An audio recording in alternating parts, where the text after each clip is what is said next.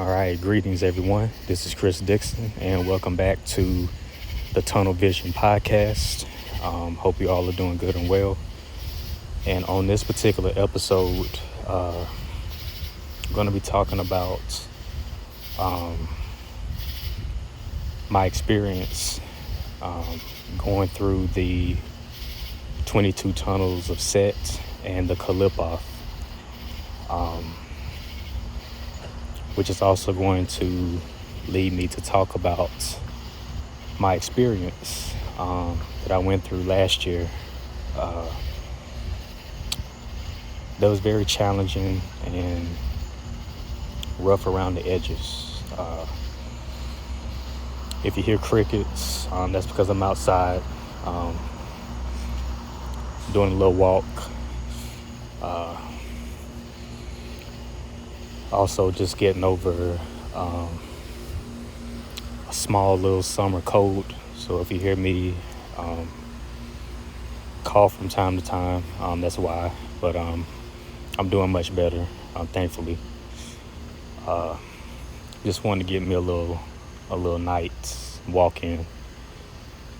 But I figured it would be a good time for me to build with you all on my particular experiences, so to speak.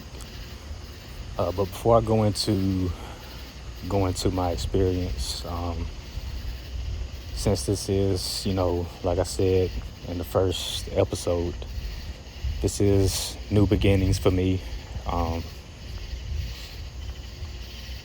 New podcast. I first want to go into my background, pretty much on how I got into magic and the occult overall. I just want to give everybody a detailed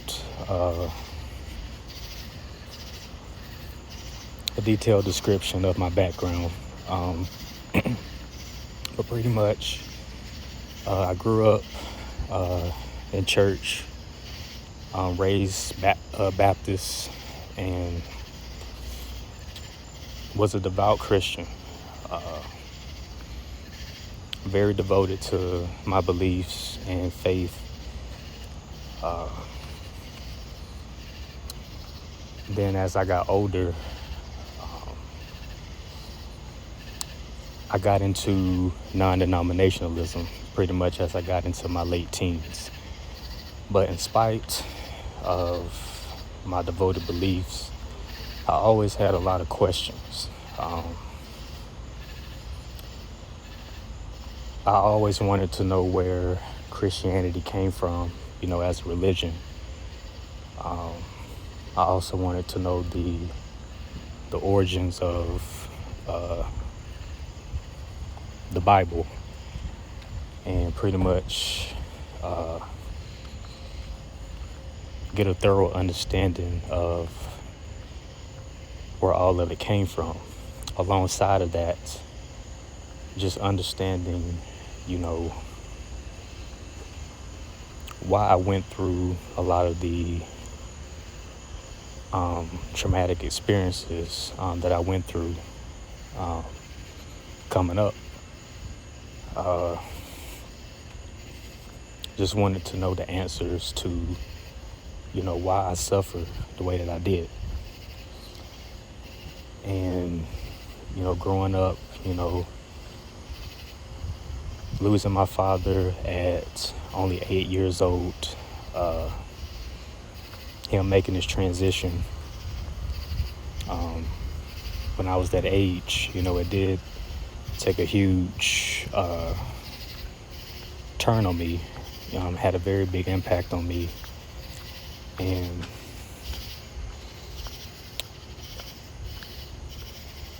from that point on, I kind of just lived life, kind of boxed in. I didn't really talk to a lot of people coming up. I didn't I just didn't really didn't really care. You know what I'm saying? I had a whole lot of questions. Like, why did that, happen?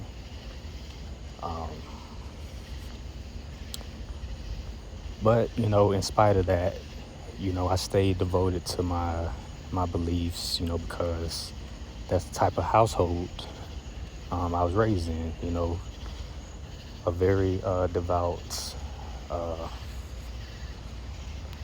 Christian household, so to speak.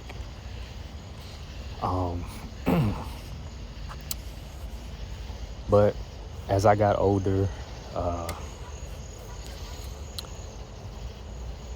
as I hit my early 20s, that is where I began to develop a much more independent way of thinking, started to actually question a lot of the things that I was raised on, and pretty much embarked on my own journey. Started to learn about, other religions and spiritual systems of the world. Started to get into meditation, learning about meditation and yoga, the chakra system, and things of that nature. In spite of me still being, a Christian at that time in my early 20s, I was still starting to open up my mind and my consciousness to new information. So, after high school graduation, of course that happened, at 18, going into my early 20s. Instead of going off to college, I decided to stay home and go to community college.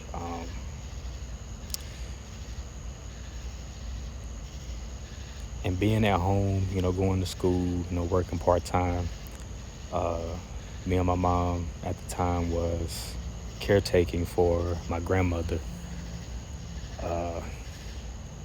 who made a transition at 103. This was, I want to say 2019. That is when she made her transition. I want to say 2019 if I can remember. But before that, my grandmother, we started to caretake for her. I started that in high school. That's when the caretaking began. She just wasn't able to live on her own, so we moved her into our house so that we can pretty much just watch over her, full time and be her caretaker, so to speak. So that was one of the main reasons why I stayed at home instead of going directly off to college, So I stayed at home, helped out with the caretaking, and worked part-time and went to school. And even during this time, I'm still learning about meditation, yoga, getting into it, gradually,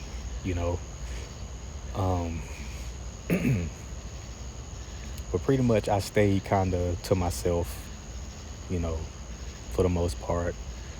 I socialized here and there,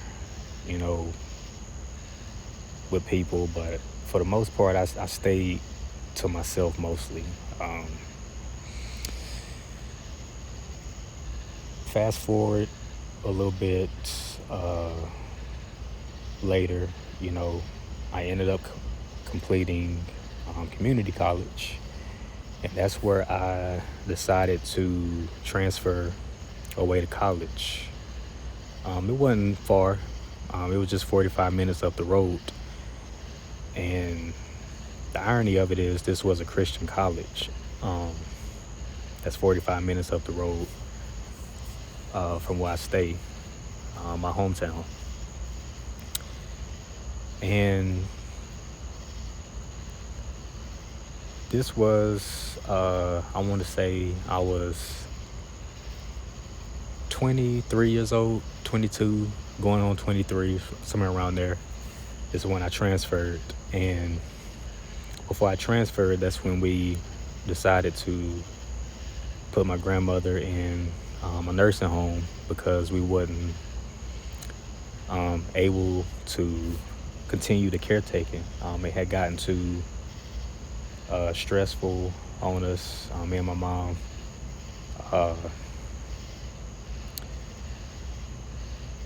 So we pretty much had to get, the proper, help that we needed. So before I made my transfer away to college, we put my grandmother in a home, and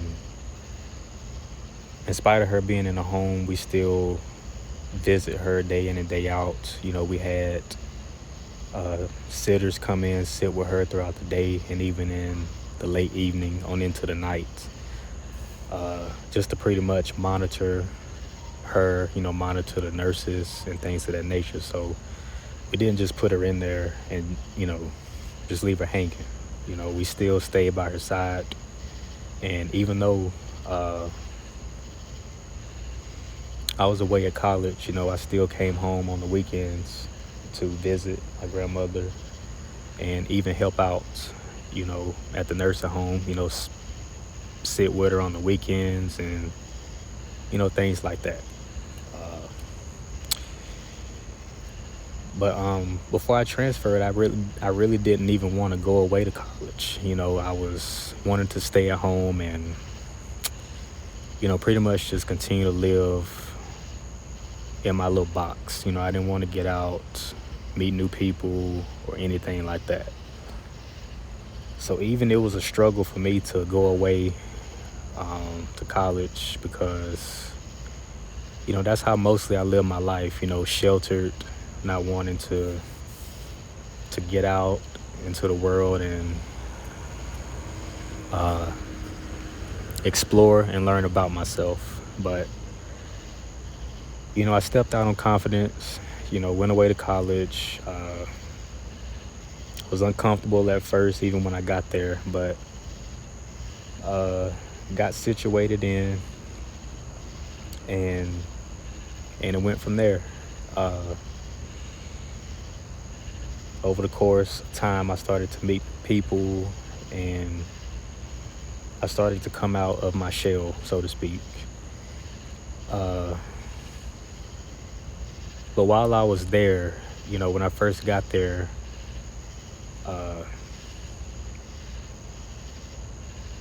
I sought the opportunity to study more into Christianity and to learn about its origins and the Bible and things of that nature. And that is where I started to learn more about the other books to the Bible that were not included in the Protestant Bible, also known as the Apocrypha. I started to learn about, other translations of the Bible that did have those particular books as a part of the particular canon, so to speak. And I sought the opportunity to just study and learn as much as I can. Not only from, Bible teachers and professors, having conversations with them. But I was also just, learning on my own, on YouTube. At that time, I was getting into Afrocentric studies, learning more about Black history and how African and indigenous cultures, impacted the three Abrahamic religions of Christianity, Islam, Judaism, and learning about how the ancient Egyptians, influenced Christianity,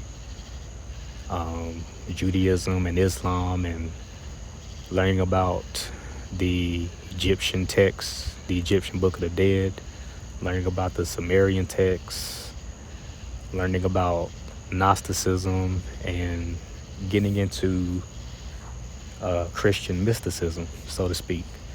So at that time, that's pretty much what I was learning about, and the knowledge I was cultivating at that time. But fast forward a little bit further, I started to get more into metaphysics and the occult. And that's when I started to stumble across great teachers like Bobby Hemmett, Brother Panic, C. Freeman L., Dr. Phil Valentine. These particular teachers of metaphysics and the occult. I started to get more into their lectures on YouTube. And I would listen to them throughout my day. Even when I come home on the weekends, I was listening to them and learning about, magic, metaphysics, the occult, so forth and so forth. I never did, get in, reveal that I was into this information while I was at, this college, because of being a Christian college and everything like that. Of course, any form of magic and witchcraft was pretty much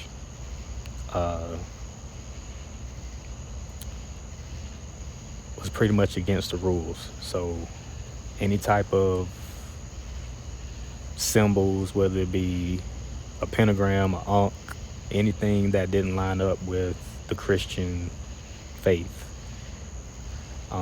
was considered a violation of the school's rules. So I didn't really get into the information I was into. I never did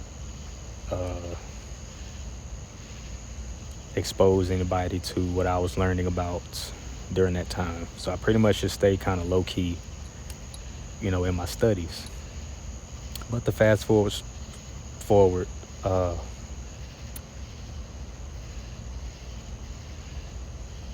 my final year of college starts to come around,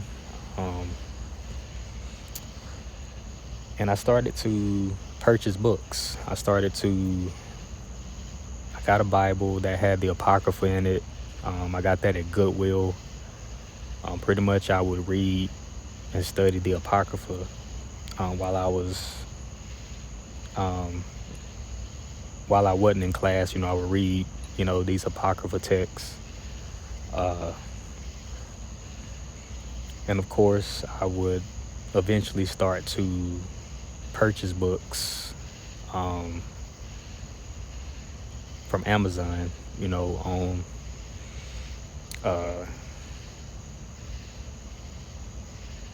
metaphysics and the occult and things of that nature. And I pretty much started to begin during my last year of college. I started to begin my book odyssey, or started to develop me a bookshelf in my mom's house. In spite of her home being a Christian home and no other doctrine other than the Christian faith was allowed, I still started to, sneak books in. I was hungry for knowledge, and I wasn't really thinking about the rules at that point, because I was serious about this information and learning. So I started to develop me a bookshelf in my room. She never really did pay any attention to it.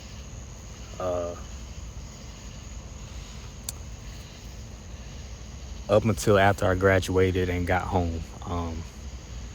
But my last year of college, I completed it. Moved back home with my mom at 25. And thankfully, I found a job in my field of study, after my graduation. And I began work. But 25 is where I actually began to practice magic. I didn't practice while I was at college, in college. I pretty much waited until I graduated to pretty much embark on my magical journey.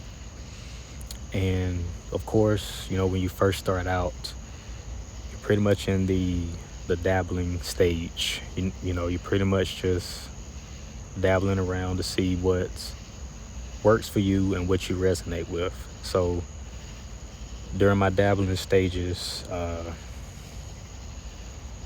course, I'm still reading books. I'm at Barnes and Noble buying books. I'm at Barnes and Noble every Friday after work, on the weekends, Saturday and Sunday, just reading different books, studying the Kabbalah, studying Gnosticism and Christian mysticism, and getting into different spiritual systems and just learning, reading the Kabbalion and the Hermetic philosophy and things of that nature. I was just embracing all the knowledge and information that I had incorporated onto my journey. And around that time, that's where I was fully transitioning out of Christianity. Even when I was away in college, I would still come home on the weekends and go to church. On Sunday, I would still go to church on Sunday, even when I was in college. But I noticed as I continued to go further into this information, I started to feel very uncomfortable in church on Sunday. Like I would feel a pain in my stomach, during the sermon, because, I was expanding in consciousness, and I was coming out of, the religious programming and indoctrination. And it was very hard for me to continue to sit in church. But the main reason why I still went, because it was somewhat like of a requirement, even when I went home and had to move back in, there was still a requirement for me to be in church on Sunday. And that's why it was so painful, but I fought through it, and eventually I learned about this metaphysical church named Unity, the Unity Church, Charles and Myrtle Fillmore's church. I know a lot of you who are into metaphysics would probably know about this particular church, but this was a church, that I decided to start going to. I learned about them through my pop's best friend and his wife, who I consider, my auntie and my uncle to this day because of how close they are to me. But they've been into the Unity Church for many, many years, and they put me on to it because I never really knew about where they went to church at or anything of that nature. And ironically, we started to have these conversations. I started to talk to them about my experiences and how I was transitioning into metaphysics and everything like that. And it's like they met me where I was at.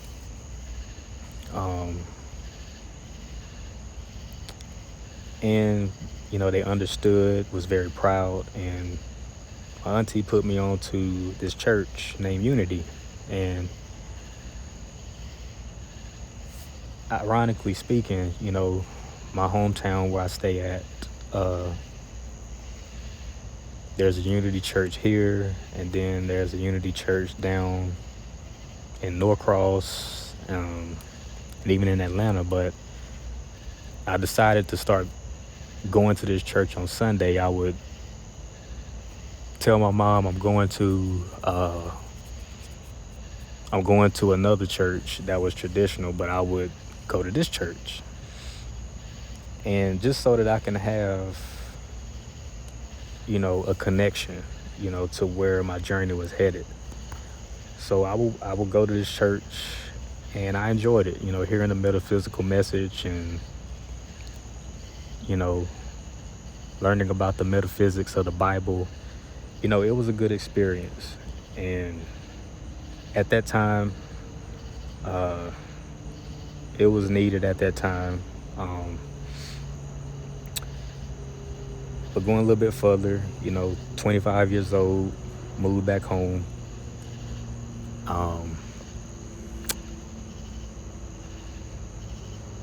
I'm dealing a lot with sigil magic,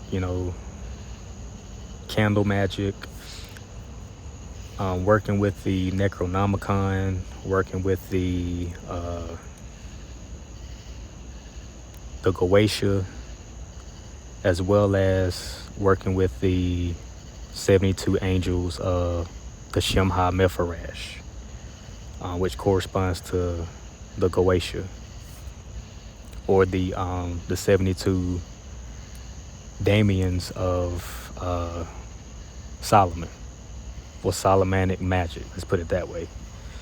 So I'm getting into Solomonic magic, Necronomicon, working with them, doing a lot of sigil magic, candle magic. So these were the first systems of magic that I got into very heavily. I just got deep into it.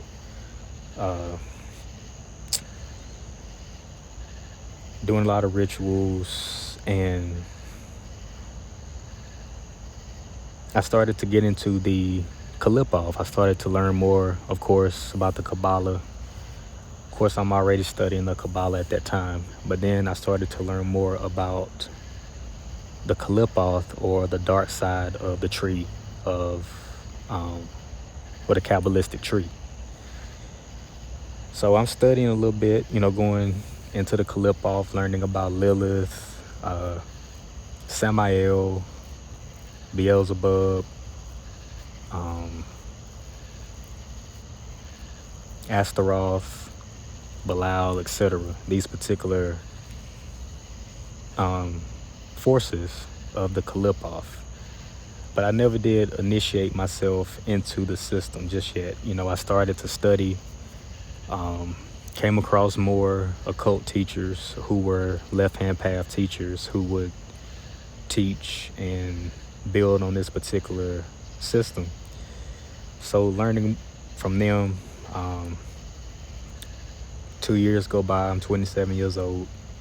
That is when I finally initiated myself into the Qlippoth. That is when my Qlippothic journey began. So 25 years old up until now, I'm 32. So total, I've been practicing magic for 8 years. But I didn't get into the Qlippoth until I was 2 years into my practice. Kind of early to deal with that system, but I was ready. I was ready to face myself and to embark deeper on this path of knowledge itself.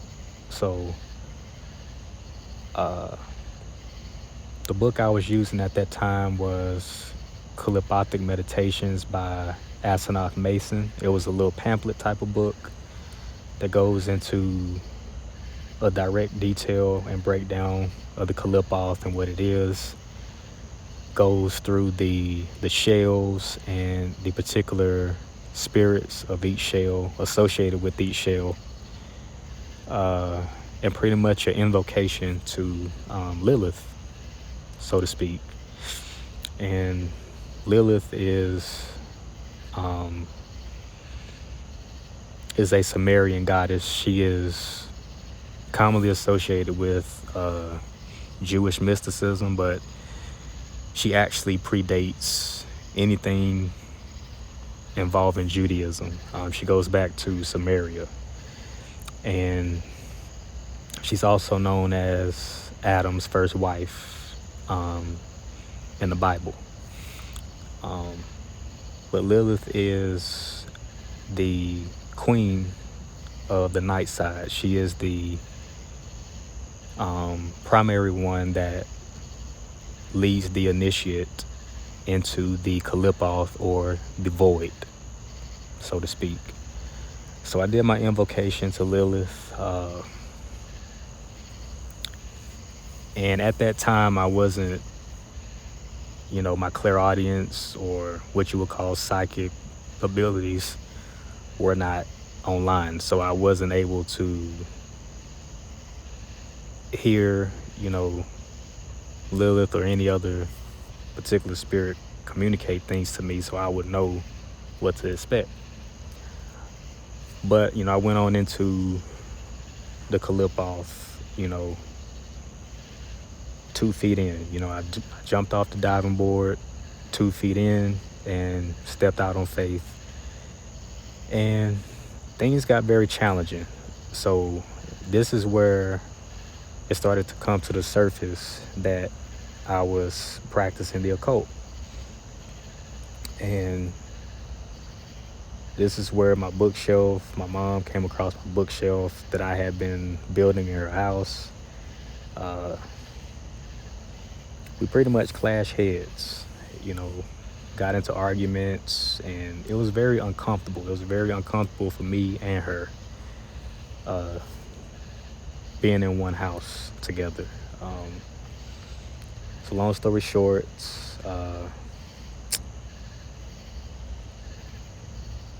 at that time as well, my grandmother had became very sick. She ended up having a stroke and losing her ability to speak and eat. So she had to have a feeding tube put inside of her so that she can have a way to get food.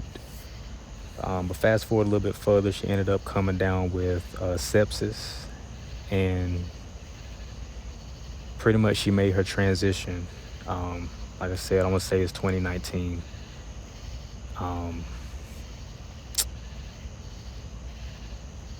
And me and my grandmother were very close.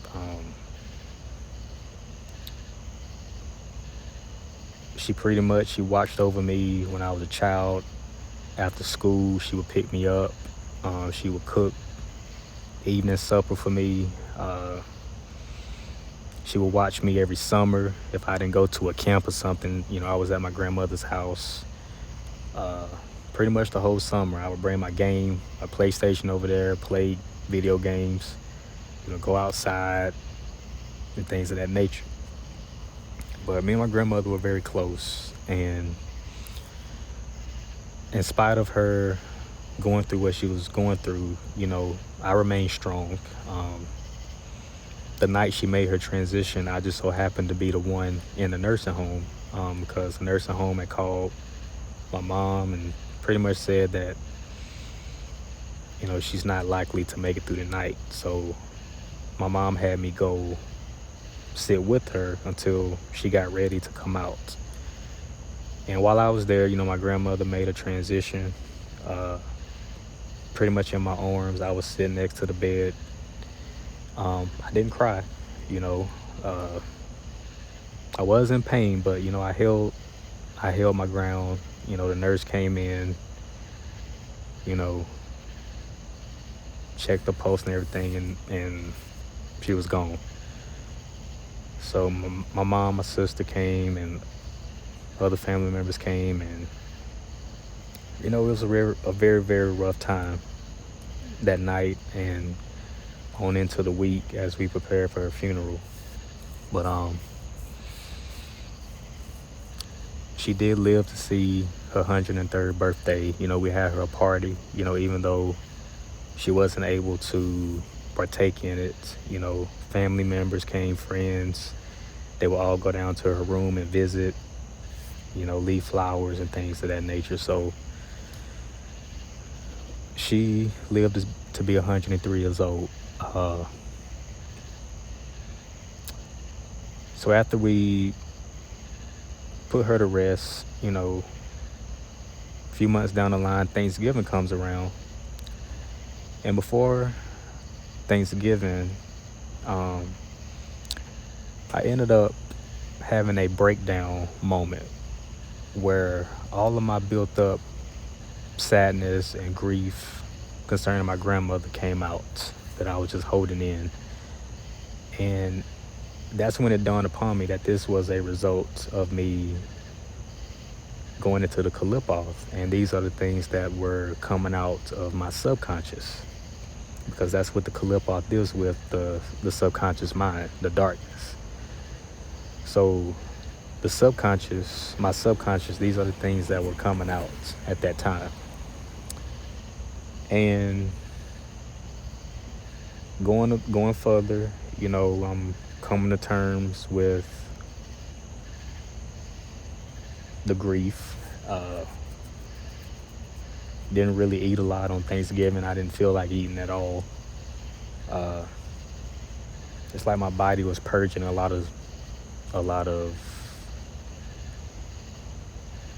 unwanted energy, and the low vibrational emotions were coming out. So I didn't really eat a whole lot during that time, but things started to come back around, weeks later. And this is where things got a little bit more challenging. And this is where things, like I said, started to come to the surface, that I was practicing magic. So my mom discovered my books, ended up throwing them away, and I ended up having to move. It was time for me to move and get my own spot. So pretty much after 2 years of working, I took what I had saved up and I had to put it towards an apartment. So ended up moving out, picking up a second job. And keep in mind, I didn't have hardly anything in my bank account. I was pretty much broke moving out of my mom's house. And of course, being mad and frustrated that my books got tossed for, violating the household rules. So pretty much I had to start over, I had to start from scratch. I had to rebuild my bookshelf, my book collection. I moved into my apartment with just a mattress until I moved everything out of my mom's house, my bed and everything, into my apartment.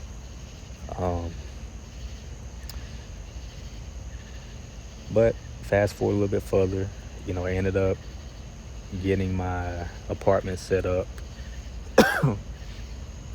Thankfully, and of course I had roommates. My apartment, I had to share space with 2 other people. And thankfully,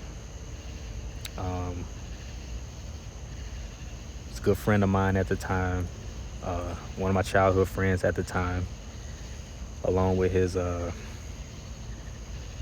high school buddy. So we knew each other, moved in. They helped me actually get in. So I didn't have to worry about moving in with someone who I didn't know. But thankfully it worked out that way. And,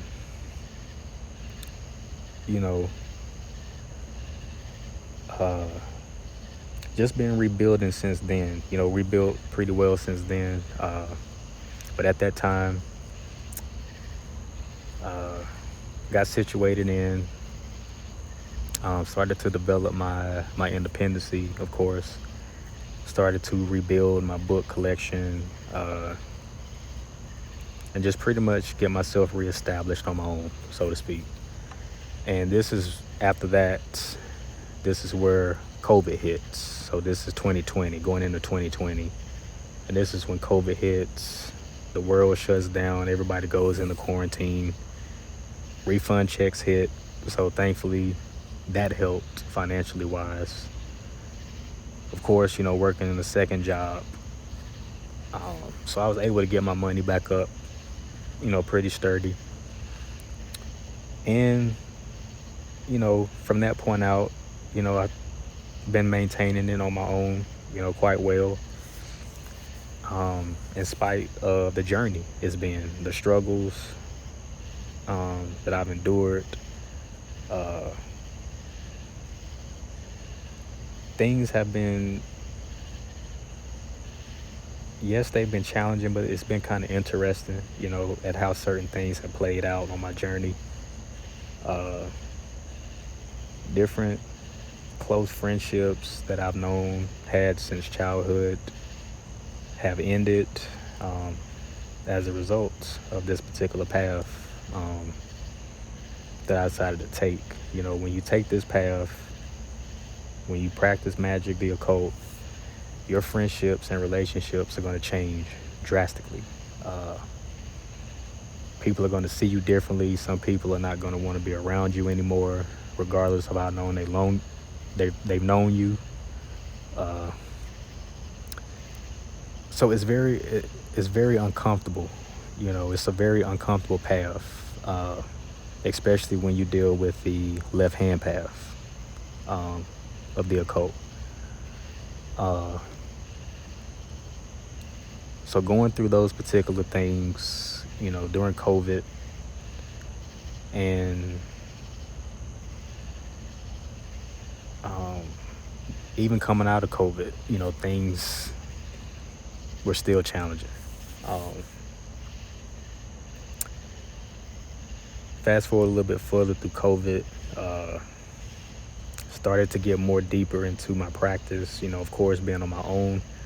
Thankfully I had the freedom, to practice my magic without anybody, hovering over my shoulder, taking books from me or anything of that nature.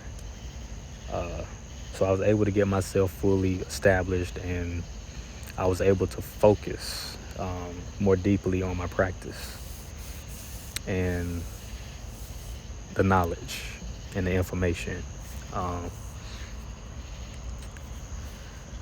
Fast forward a little bit forward, going into 2022, that is where I began to start my podcast, began teaching and making content. My first podcast, I was dropping information, every week, every other week. I was going in, week after week after week, and then I kind of slowed it down a little bit, started to pace myself. But I'm teaching the different forms of magic that I was working with, and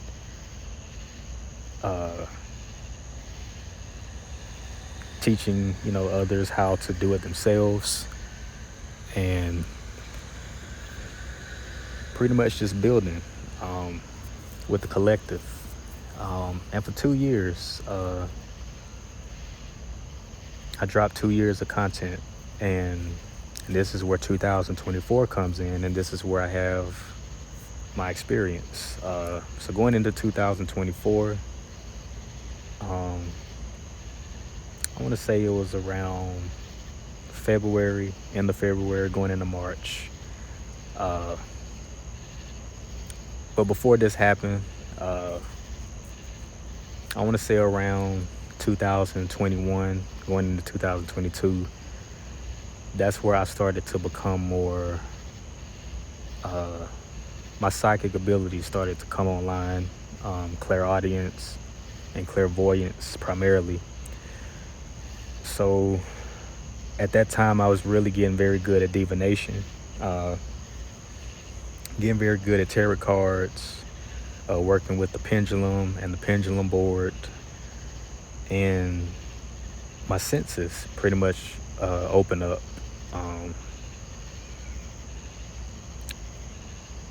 At that point, different deities started to come through. I started to have dreams about certain deities. The goddess Kali came through, and of course I'm already going through the Qlippoth at this time too. So Lilith came through, Hecate came through, later on Freya came through, and it's pretty much like my higher self opened me up to the spirit realm. My spirit guides came through, And it's like the spirit realm started to make themselves known to me directly and personally. And it was a very interesting experience at that time. And it was kind of, I won't say it was frightening, but it was something that I had to get psychologically used to. Interfacing with deities and spirits. It's just something I had to get situated with. But over the course of time, I got used to it. But the fast forward, uh,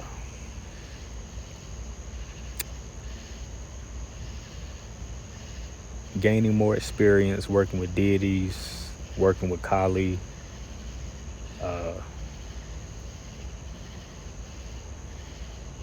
I started to get adapt to the challenges that they bring to the path. Because working with Kali was a very intense experience as well. But thankfully, I got through those experiences, gained more confidence on my journey. And going forward, I go into 2024. I started to learn,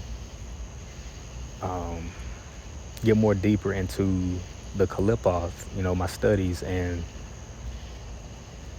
thankfully, being able to converse with spirits and interface with them. They was telling me, you're getting ready to make your transition out of the tunnels of sets, and things started to get very, very intense on a mental level. Things got very intense at work. Like I said, being in management, being a supervisor, my job got very, very intense.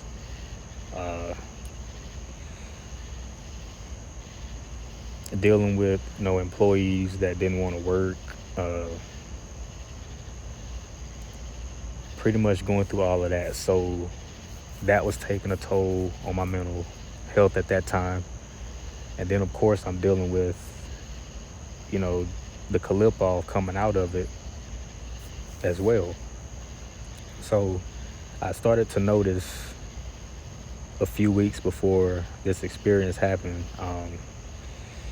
I would have moments in my meditation where the deities of the Qlippoth, primarily Set, Amen from the Egyptian pantheon, because the Egyptian pantheon eventually over the course of time merged in with the Qlippoth, and they became one system. So that's why the Qlippoth is also associated with the Egyptian pantheon as well. And that's actually where the Kabbalah actually started, was with the Egyptians. But that's a lesson for another day.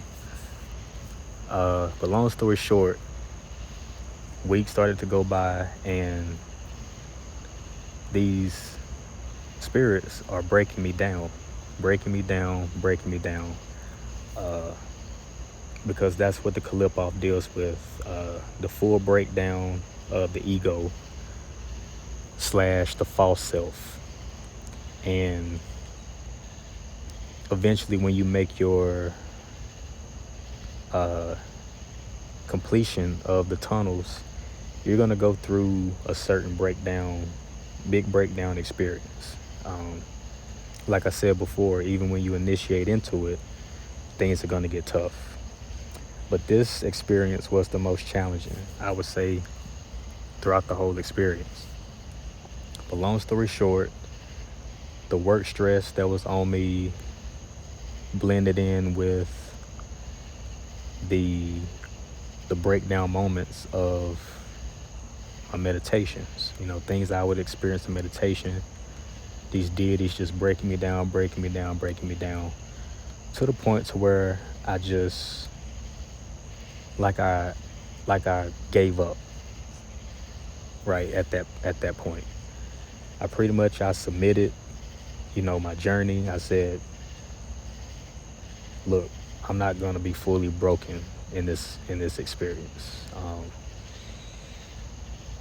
So I'm putting it all down, putting magic down, and whatever experience that y'all are trying to show me, I'm going to embrace it. And that's what happened. And I ended up having a very intense out-of-body experience at this time.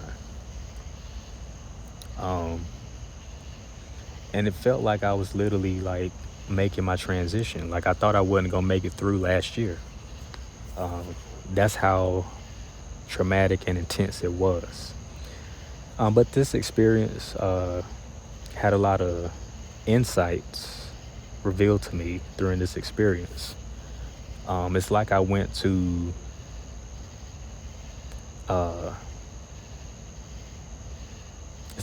another realm, and I was receiving channels and downloads from the other side concerning my journey, different things that I needed to accept about my journey and myself, being tested on my knowledge, that all of the knowledge that I have gained up until thus far, if I was really serious about it, was I really ready to go to the next level, as an occultist. So it's like I was also put on trial by the gods and the goddesses, as well as my spirit guides. So the experience, I was face to face with them. They was sitting at this table, and like I'm sitting in the chair in front of them, and they're asking me a series of questions. They're like yes or no questions. And immediately, based on the questions I was asked, do I take my journey serious? Yes. You know what I'm saying? I was answering them in my vision quickly, So fast forward long story short, the experience is over. But at this point, I am completely broken, like mentally and emotionally broken down. Ended up having to get counseling / therapy. I found some good therapists to talk to, just so that they can help me process the experience I went through, and pretty much just have somebody to talk to as I pretty much rebuild and heal from this experience. Because at that time, not only was I going through a lot of emotional, I guess you can say, grief and depression, but I was also dealing with a lot of frustration, at that time, because I had felt like betrayed. Like, how come my spirit guides and spirits and deities I was working with, how and why did they let this happen? But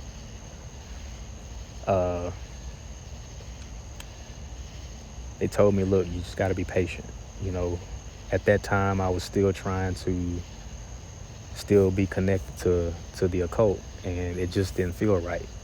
I wasn't able to pick up on any insight during my tarot card readings. Like, they wouldn't reveal anything to me in any reading.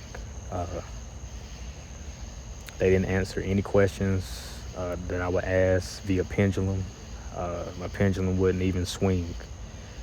So at that moment, my magical path was put on hold. Like I said, I thought it was over completely.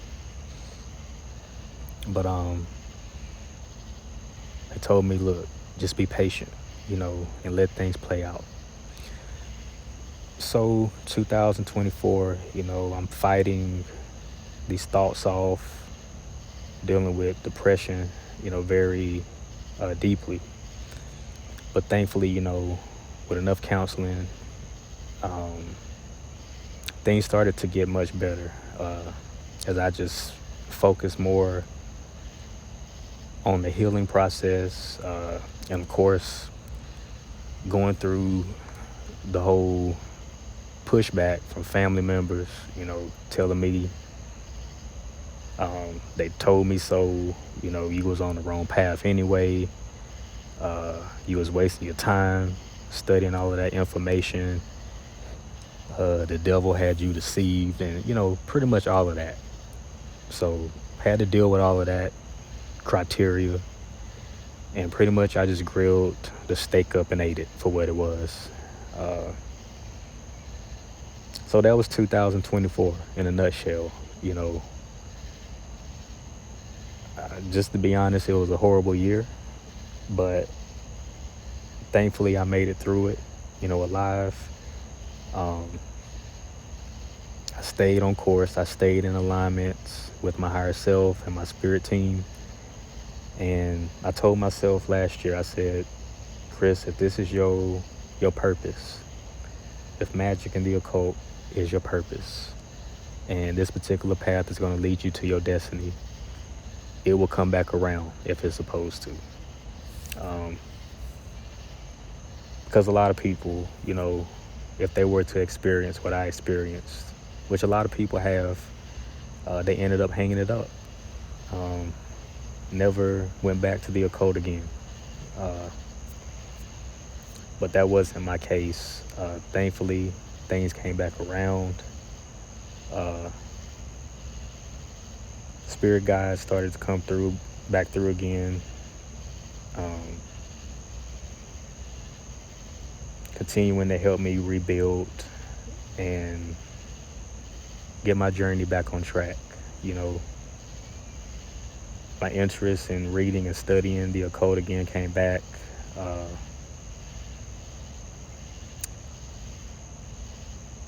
Started to come across more like-minded people. And it's just been a rebuilding moment from this experience. But when I tell you the Qlippoth is very intense, it's very shattering to the ego. That's what you're going to experience when you go through the tunnels of Set, when you go through the Qlippothic shells. You're going to be broken down to your very last compound, and that's exactly what happened. I learned a lot, made a lot of corrections to mistakes that I made on my journey, as I worked with spirits, correcting those mistakes, and pretty much learning how to become a much more efficient magician and practitioner. And I look at this experience last year as a stepping stone for me to go to the next level on my journey. But thankfully I made it through it. I definitely gained a lot more deeper humility, not only for my journey and the occult as a whole, but these spirits and these deities, they're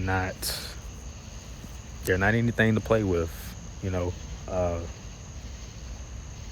Not that I wasn't playing with them. I wasn't playing around with them at all. But they kicked things up a notch, and they really showed me what they are capable of doing. So pretty much my relationship with spirits,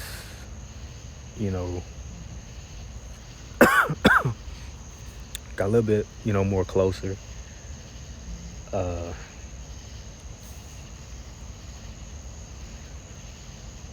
It's still a struggle at times, because I I want to do things my way sometimes, but they want to keep me in alignment with my higher self and what my higher self really wants for my destiny and my journey. So it's at the end of the day, I end up cooperating.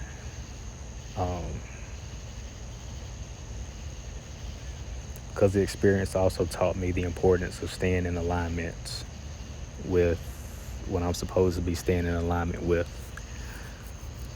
But I didn't let this experience fully destroy me. I didn't let it, drive me, off the deep end to where I fully lost myself. I just took a step back. I said, okay, let me get in alignment with this process, so I can make it through this the way I'm supposed to. And that's what happened, thankfully. So here we are, a new beginning, new insights, new revelations, and just taking it from here. That's all I wanted to share concerning this particular episode.